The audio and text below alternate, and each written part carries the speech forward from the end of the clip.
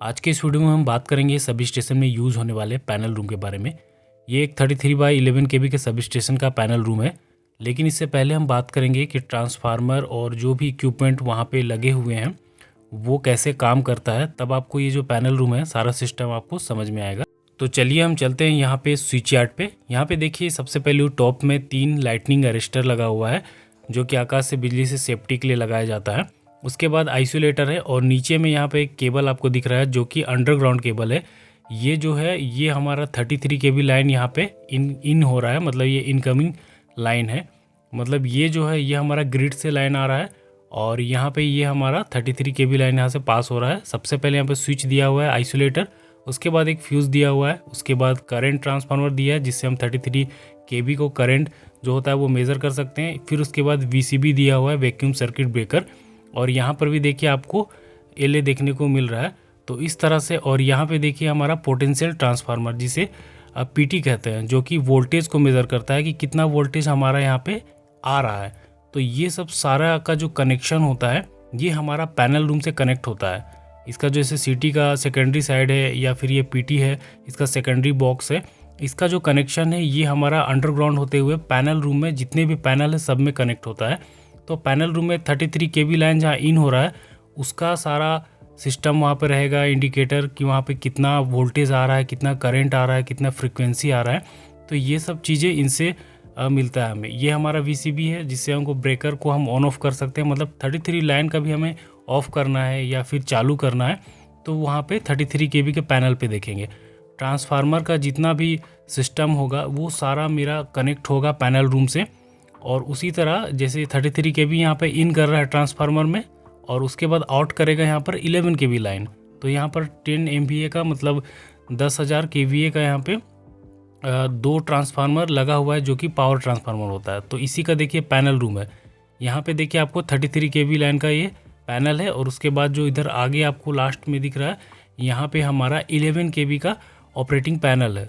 तो ये जो पैनल आपको देखिएगा कभी भी सब स्टेशन पे जाने पे, तो बाहर में जितना भी वैक्यूम सर्किट ब्रेकर होगा उतना ही आपको पैनल भी देखने को मिल जाता है। तो यहाँ पे देखिए 33 केवी लाइन का है, ऊपर में आपको टॉप में इंडिकेटर है, उसके बाद यहाँ पर एनोसिएटर विंडो है। ये विंडो क्या होता है, इसमें आपको जो भी प्रॉब्लम होता है वो आपको देखने को मिल जाता है। जैसे AC फेल लिखा हुआ है, DC फेल लिखा हुआ है, फिर स्पेयर तो खैर खाली जगह है वहाँ पे, फिर PTM CB ये सब। तो अगर इसमें कुछ फॉल्ट आता है तो AC फेल हो गया मान लीजिए, तो AC का यहाँ ब्लिंक करने लगेगा और इसका बजर बजने लगता है, तो इससे पता चलता है कि AC फेल है। उसके बाद देखिए यहाँ पर एम्पियर मीटर है, तो तीनों फेज के लिए RYB यहाँ पे लिखा हुआ है।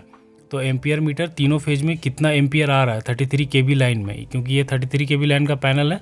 और उसके बाद यहाँ पर वोल्टेज दिखाएगा कि यहाँ पर वोल्टेज कितना आ रहा है, ठीक है।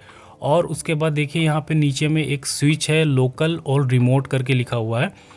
ये इस तरह का स्विच होता है, इससे आप वीसीबी को, जो हमारा वैक्यूम सर्किट ब्रेकर होता है, ब्रेकर को आप रिमोटली या लोकली रिमोट कर सकते हैं। लोकल मतलब आपको मैनुअली जाके और रिमोट में सेट कीजिएगा तो आप यहीं से पैनल रूम से ही आप इसे ऑपरेट कर सकते हैं। दाहिने कर दीजिएगा तो रिमोट में आ जाएगा और लोकल कीजिएगा तो मैनुअल आ जाएगा। उसके बाद देखिए ये स्विच है, यहाँ पे आपको RY RB इस टाइप से लिखा हुआ है। तो ये दिखा रहा है 2 फेज के बीच का वोल्टेज दिखाएगा, आपको RN का वोल्टेज दिखाएगा, RY का वोल्टेज दिखाएगा। उसके बाद देखिए यहाँ पे स्प्रिंग चार्ज, ऑटो ट्रिप और ये ब्रेकर ऑफ। तो यहाँ पे जो VCB लगता है वो स्प्रिंग चार्ज है कि नहीं, ऑटो ट्रिप होता है तो ये इंडिकेटर जलेगा इस तरह से।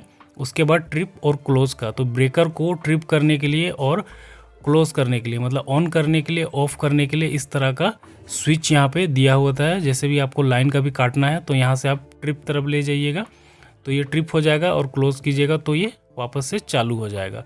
और उसके बाद इस तरह से ये हमारा ब्रेकर काम करता है।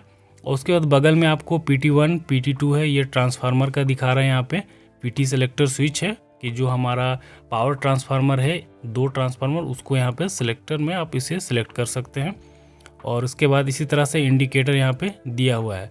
और यहाँ पे देखिए रेड कलर का ये पुश बटन दिख रहा है जो कि इमरजेंसी ट्रिप के लिए है। आपको अगर इमरजेंसी ट्रिप करना तो यहाँ उसे पुश कर दीजिएगा तो हमारा लाइन जो सर्किट है वो ब्रेक हो जाएगा पूरी तरह से।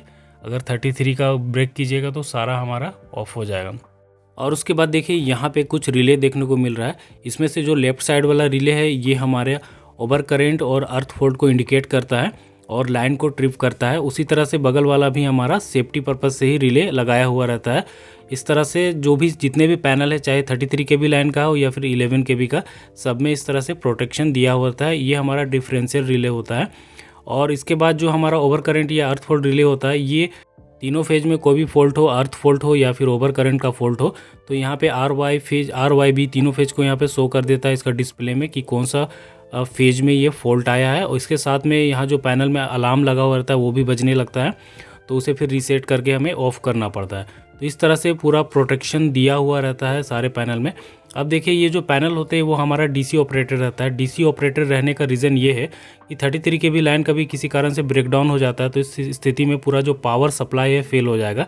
इसलिए यहाँ पे DC ऑपरेटेड रखा जाता है सारा सिस्टम को, ताकि जब ये लाइन हमारा वापस आए तो 1 बाय 1 इसे ऑन करने की ज़रूरत ना पड़े और जो हाई लोड होता है उससे कुछ नुकसान ना हो। तो इसके लिए देखिए इस तरह का चार्जिंग यहाँ पे लगाया गया है, मतलब जो हमारा बैटरी बैंक होता है उसका ये चार्जर है और बैटरी बैंक भी लगा हुआ रहता है इस तरह का। तो बैटरी बैंक के ऊपर भी मैंने पहले भी वीडियो बनाया, आप चाहे तो देख सकते हैं। और ज़्यादातर मैंने 30 से 32 वोल्ट तक ही देखा है छोटे सब स्टेशनों में, जहाँ पे 1.5 वोल्ट का जो सेल होता है या 2 वोल्ट का सेल होता है उसे सीरीज में कनेक्ट करके बैटरी बनाया जाता है और उस तरह से बैटरी बैंक ऑपरेटेड सारा सिस्टम होता है। तो दोस्तों, आज का वीडियो जो है यहीं तक है। आपको वीडियो कैसा लगा बताइएगा। हम मिलेंगे नेक्स्ट वीडियो में। वीडियो देखने के लिए थैंक यू।